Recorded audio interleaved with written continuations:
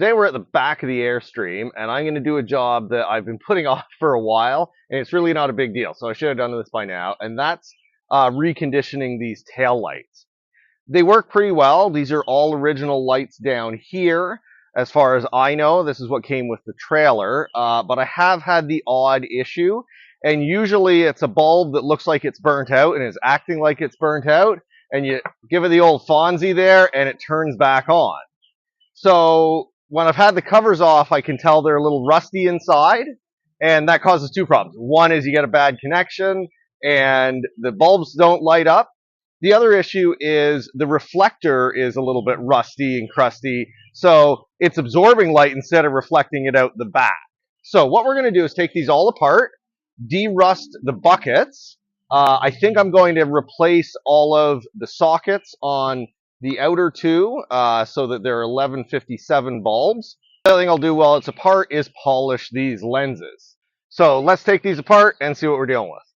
So the trailer has these three light pods across here. There's a marker light here. This one's actually already been replaced with a new one from Vintage Trailer Supply.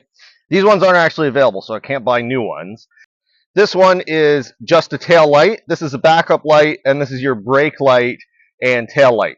So this is an 1156 bulb, 1156, 1157. What I want to do is have 1157s on both of these, so two filament bulbs on those. So after this is done, I'll have 4 brake lights and 4 tail lights, 2 on each side, and plus the backup light. So we just need a screwdriver to take these off, and try not to drop the screws.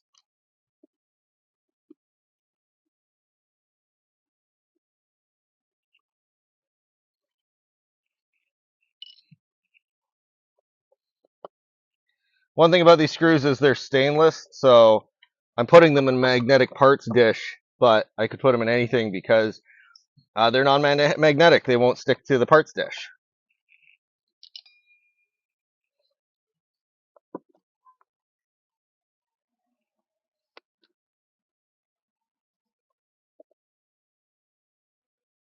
So now you can really see what I'm talking about with how crusty these are.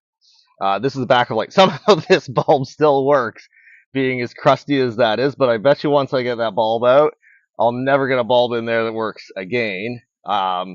This is all corrosion from inside of this housing, and these cork gaskets are definitely not keeping anything out. Look at, they're just falling apart. The other thing, while these are out, is there's some pretty wild looking wiring in here. You know, I hate these clips. There's morettes in here, those sort of things. I guess that's a crimp connector. So I'm going to tidy up a whole bunch of this while I'm in there. So before I start actually cutting any wires, I'm going to label everything because I'll have to come back here and put these back in. So all my wires are labeled so I know where they go. So now I can just snip these guys off because all of these are going to get replaced.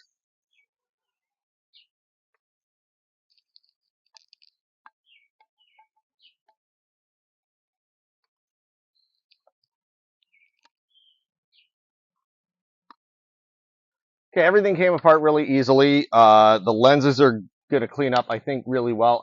These gaskets that go between the pot and the trailer are actually in great shape. They're still pliable and rubber. I'm going to try and clean these up and reuse these.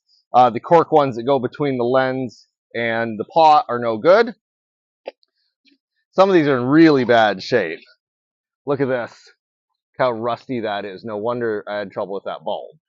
So to de-rust these, I'm going to do this really simply using something most people have in their house anyways, which is a gallon of vinegar. So I got all my pots in this old jug that I cut the top off of. This had soap or something in it.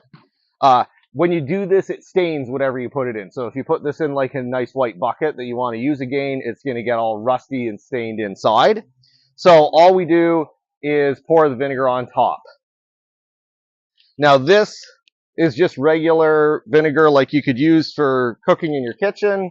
Cleaning vinegar works better because it's a little bit stronger. it also costs a little bit more money. So it's 50-50. If you use regular white distilled vinegar like this, it just takes a little bit longer. But I'm going to leave this at least overnight. So 24 hours later, the rust is literally just going to fall off because the acid in the vinegar is just going to kind of eat it all up.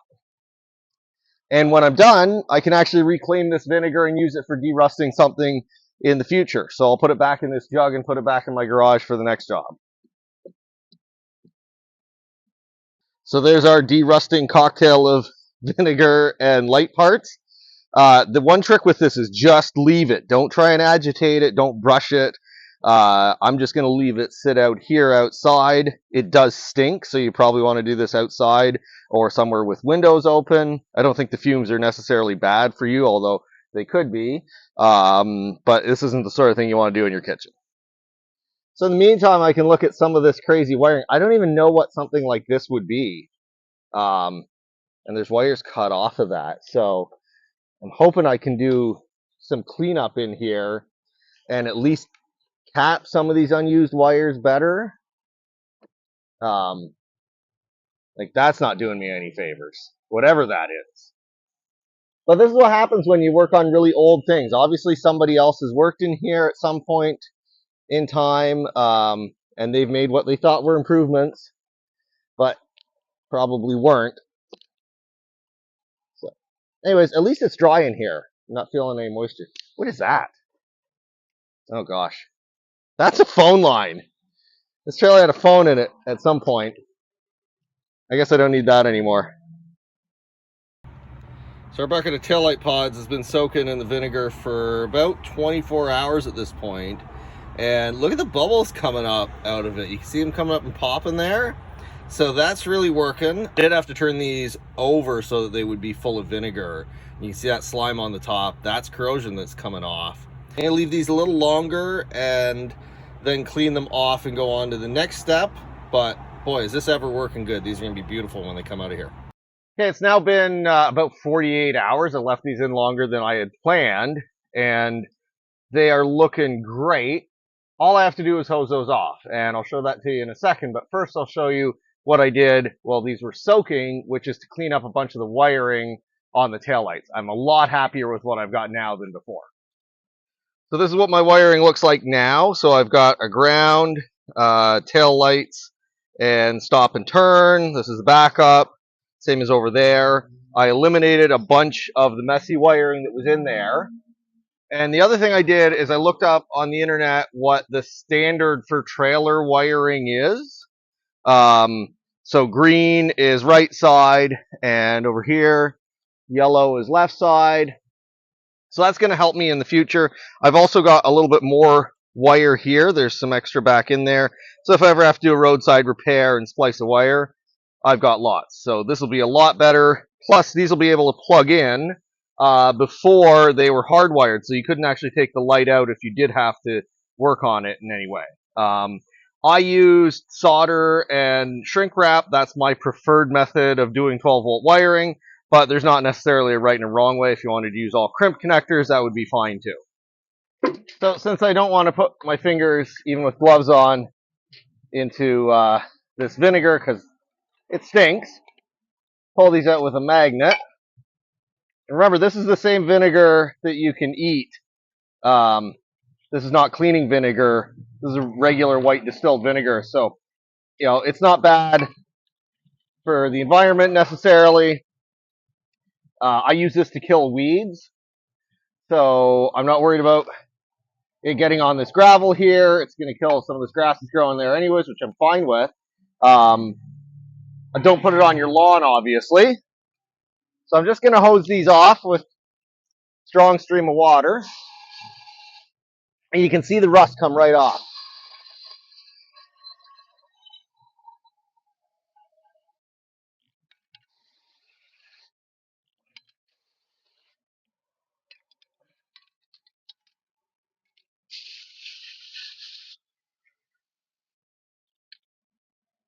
Look at how much better that looks already. And it's also helped me get this off. So now, I'm just going to dust them with baking soda to neutralize any of the acid that's still in there. And this whole process is only costing me a few dollars. So it's environmentally friendly-ish and cost-effective. Now I'm going to fill this one up with water. So that should take care of any remaining vinegar.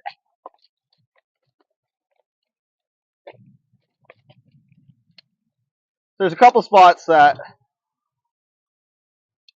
needs a little rub. I'm going to come back with a wire brush and clean these up before I paint them, but don't those look a lot better than they did when we started. So I can set these out in the sun to dry. That won't take long today because it's really hot. And then we'll wire brush them and paint them. These sockets here are just kind of pressed in, so I'm just going to tap these out because these are all going to get replaced anyways.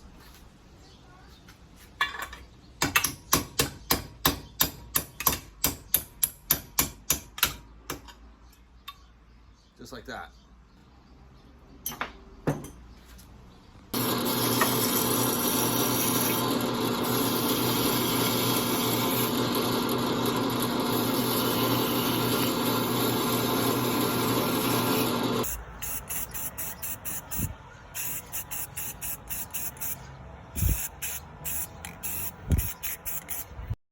So I've got these light pots all cleaned up and painted. They look great. So the last thing I have to do before they can go on is add these new sockets in. So I popped the old sockets out of these holes they were pressed in. The new ones slide right in like that. And I'm going to secure these with some stainless steel pop rivets. At the same time, I'm going to add a ground. So these are for two filament bulbs like an 1157. So the two wires here for the filaments and the bulbs, I need a ground wire. And how I'm going to do that is I have a ring terminal on a piece of wire. It'll be about the same length. And that's going to get pop riveted right on there. So it's going to ground to the housing of the socket instead of grounding to this pot. That's where the old ground wire was. And the problem with that is you need a connection from the wire through your ring, through this into the metal, then through that into the body of the socket. By attaching it right there, I minimize the chance I'm going to lose ground. So I just have to drill a couple of holes and put this together.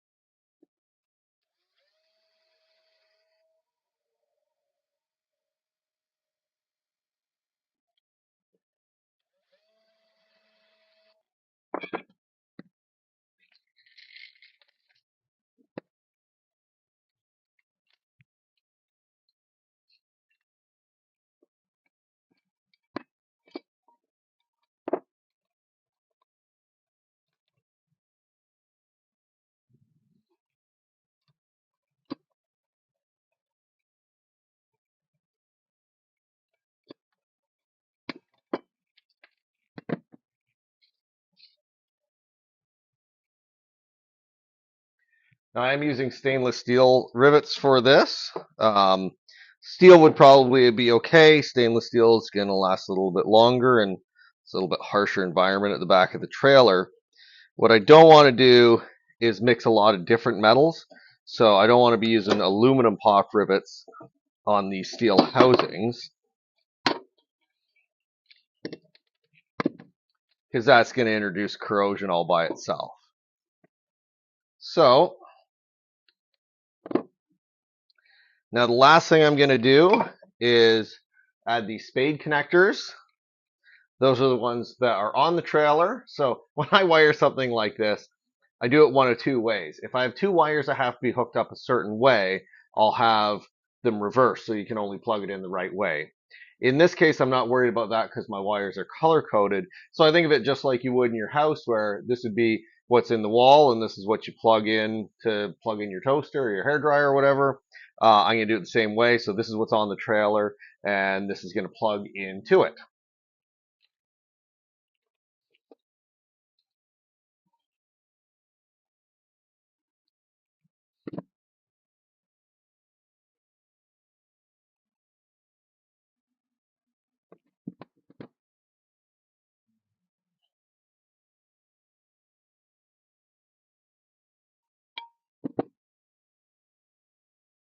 The other benefit of having the female end on the trailer is that if I ever have one of these that's unplugged for any reason, so if I have a problem with one of my lights and I take it out and this is inside the trailer, it really can't, because it's all covered, it can't bounce around and short out by touching a piece of metal that's grounded. Whereas on this end, it could. So that makes it a little bit safer if you're ever in that situation.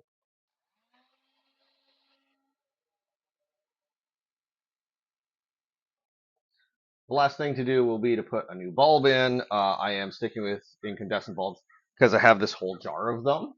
I might end up with LEDs at a later date, but for now, these are going to work great, and they're what I have.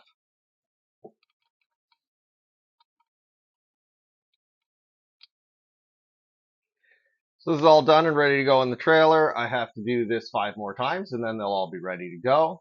Then I just have to clean up the lenses. Okay, so my pots are all done and ready to go back in the trailer. So the last thing I have to do is clean up these lenses. These ones are obsolete. You cannot buy these at like a normal retailer where they're going to show them in stock usually. You might come across these if you go to like an older truck supply place or auto parts place. They might have some old ones in stock. I really need to find a replacement for this because it's cracked here and here.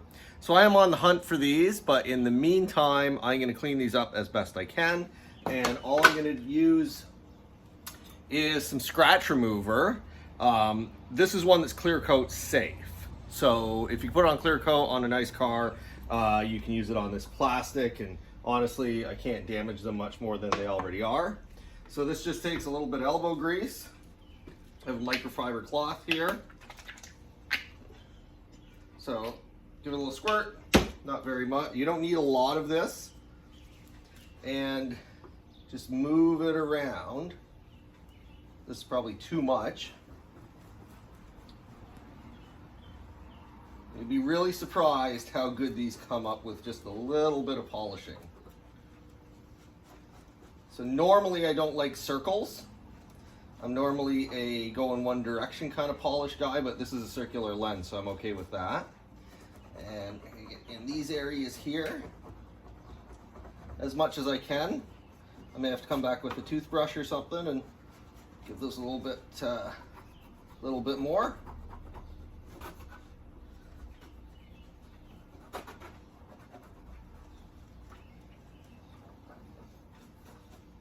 But you can see what's coming off of there, which is the oxidization. And give that a little bit of wipe, and it's already so much better. Hopefully you can see this is the after and this is the before where it's all hazy. I don't know how well it's going to show up on the camera, but that is a great improvement. I need to do a little more up here because it's a little bit hazy still. And then I'm going to make some gaskets. Okay, so the final thing I have to make is some gaskets for these lights. They had these cork gaskets in between the lens and the body, and then there's a rubber gasket that I've got that did survive that I'll reuse. So I'm going to make this really simple, and I am just going to freehand this with a razor knife. These don't have to be super perfect. They have to be a little bit bigger than the lens so that they don't just fall in behind and not accomplish anything. So these are not, by the way, actually a square. This is curved. So you can't just cut a square that size and expect that to seal. So I'm just following the shape of this with the knife. With a nice sharp blade. Not cutting toward my hand.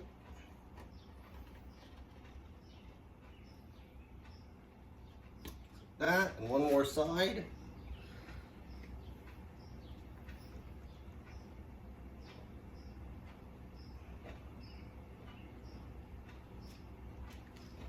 Just like that.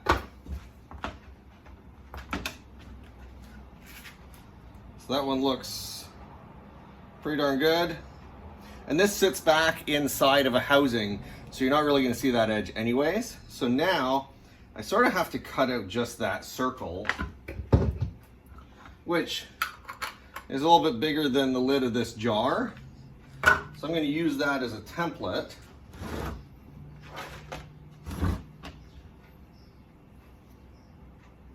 I'm just going to go around the outside, and all I really need is for this to not touch the bulb.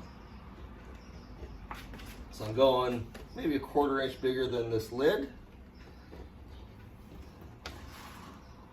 Keep it in the one spot.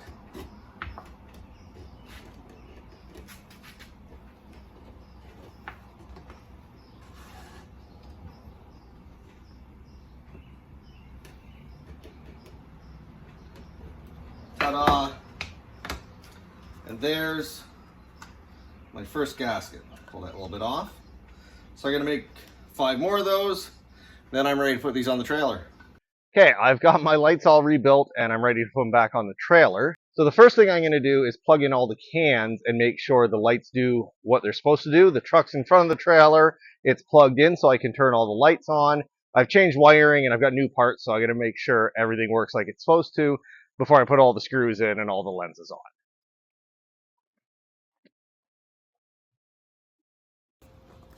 We've got a whole bunch of working lights back here. This is both tail lights, stop and turn. This one shouldn't be lit up because that one is backup lights and it's not in reverse right now. And this is our other stop and turn. They all seem to work on both sides. I think this is a win. Now the lenses on this trailer are all obsolete. They haven't made these in years, so you can't really find them. But what I did do is I asked my dad to take one of these lenses into a local truck supply place called Nick's Trucks in town, thinking maybe they've got one sitting in the back. And sure enough, my dad came back with 2 brand new backup light obsolete lenses. So these are going to go on. I should go back and talk to those guys, see if they have anything else that I should get just for spares. But that was great. Appreciate my dad going and getting that for me. This is going to look great and replace this one, which is cracked and faded and has a little chip out of it. Now, one thing I did is I put 1157 bulbs in all of these so that this bulb can replace either of those, because I can live without a backup light, but I can't really live without a stop light when I'm traveling. So these go together pretty simply. They are marked top. So is the lens. This is top right there. I've got my cork gasket that I made. So this one doesn't have any power to it, so it's okay to flop around inside there. So in a real emergency, I could put this whole bucket in any of these locations. So that'll make for a good option for a side of the road repair. The only trick is getting the lens and the gasket and the bucket and the other gasket and this housing it screws into all lined up. But there they are. Now, you'll notice I'm using a hand screwdriver and not power tools on this. Normally I'm a power tools guy, but I'm dealing with obsolete plastic lenses that are going to crack easily. I don't want to over tighten these, and I'm much more comfortable doing them with my hands. So I got to put the other side together, and then we're done. Okay, left turn. Right turn. Step on the brakes. Put it in reverse. Perfect. So there's all my lenses done, and I'm ready to go camping. So if you like this, hit the like. And if you want to see the next video, hit subscribe, because it might be me going camping and showing you something else cool on the old Airstream here.